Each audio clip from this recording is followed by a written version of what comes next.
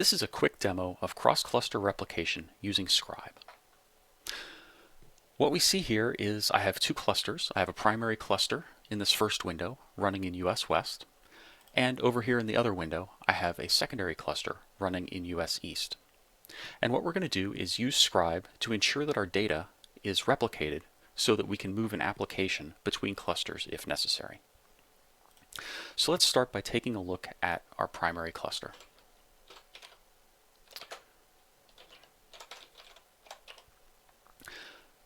So what we see in this cluster is that I have a simple wiki application that's running, and here's the pod for the wiki, and the data is residing in a PVC, also in this namespace. And what we need to do is replicate this data over to our secondary cluster so that we could fail over our application if necessary. If we take a look at the secondary cluster,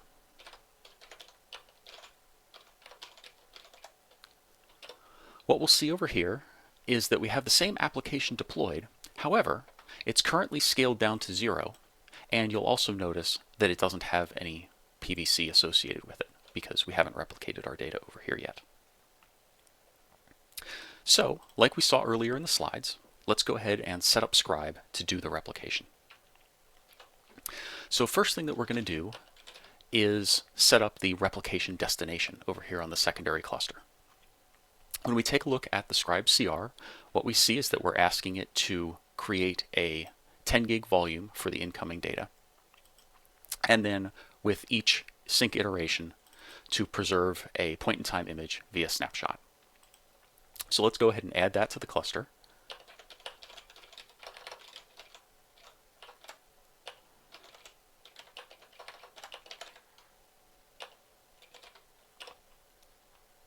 Now that we've inserted that into the cluster, let's go and check out our namespace again.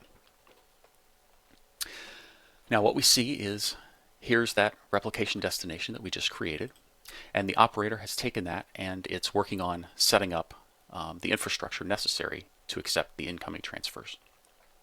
So the first thing that we see is that the operator has created a PVC in the namespace that's going to receive the incoming data. It has also set up a load balancer that's going to act as the endpoint for our source to eventually connect to.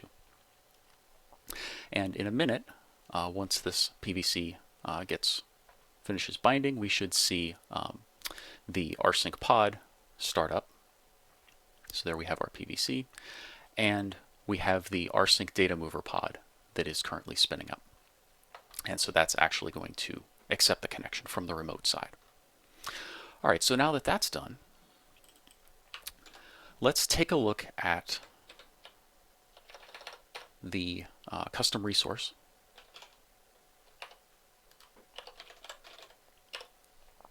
And what we see here is that Scribe has added to the status field the connection parameters necessary for us to configure our source so that it can transfer data to this location. And what that information consists of is the address to connect to, right? So that's our load balancer. As well, it has given us a set of SSH keys that exist in a secret here in this namespace. And so we need to transfer that secret over to our primary cluster.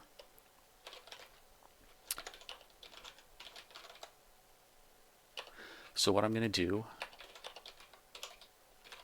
is I'm going to save that secret out to a file. And now let's go over to our primary cluster and set up the replication source. So over here, the first thing that we're going to do is insert that secret.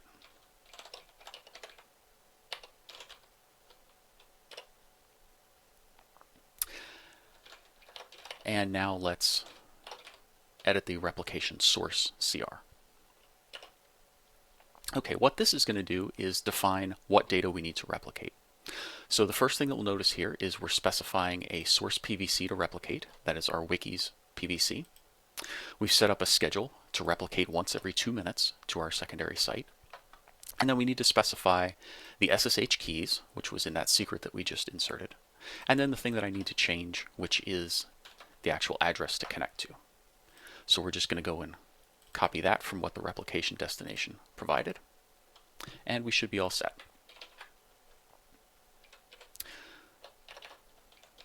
So let's insert that into the cluster now.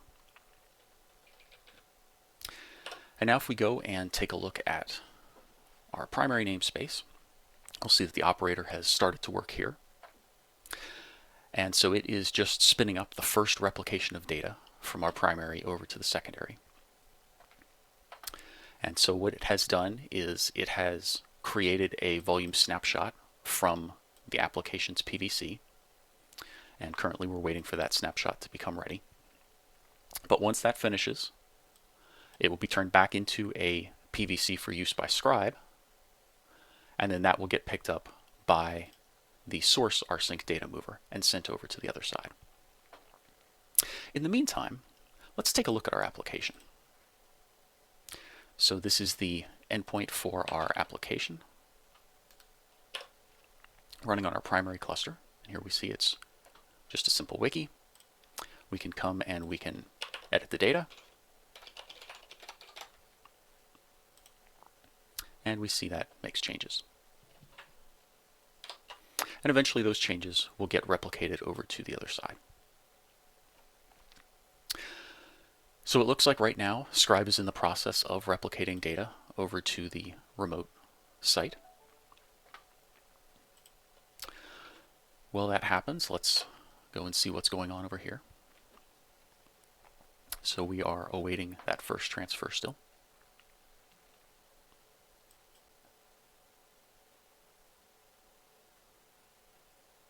Okay, so the first transfer has completed.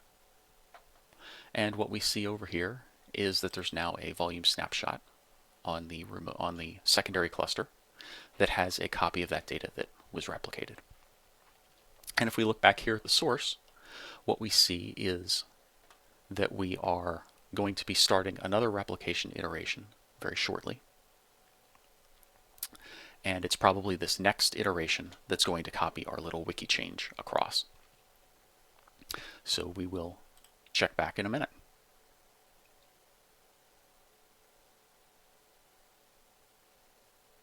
Okay, here we see that our next sync iteration has started. So Scribe has taken a snapshot of the application's volume, and we're currently waiting for that to be processed into a usable snapshot. Once that succeeds, we'll again get a new persistent volume that will be used by the rsync data mover to update the volume on the remote side. Okay, so our snapshot is ready to use. So this PVC should bind shortly. There we go. And now the rsync data mover container should start and send the data across.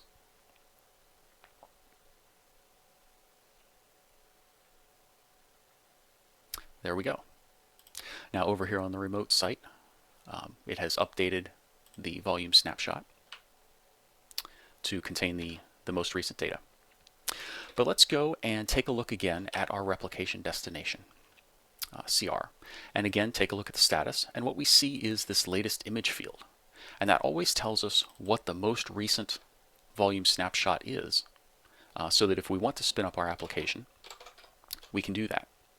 So we're going to take the name of that volume snapshot, and we are going to add that to our customize and use that to scale up our application over here on the secondary site. And so what happens with that customize is it goes and creates a new PVC from that snapshot, that latest snapshot. As well, it scales up the wiki deployment.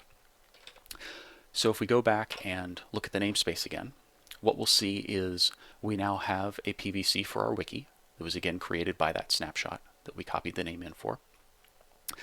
And we have scaled up the deployment. We're currently waiting for it to become ready. Here's the pod for it. Again, we're waiting for that. But as soon as that becomes ready, then we'll be able to head back over to our browser, and we should be able to see the edit that we made to the wiki back over on our primary site, except it'll be here on our secondary.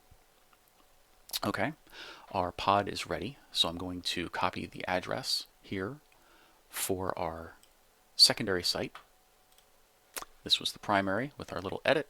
I'll open a new tab and paste in our secondary site. And here we are. So notice this one is over in East 1, and there's the edit that we had made back on our original cluster. So that's a quick overview of how Scribe works. Thanks for watching.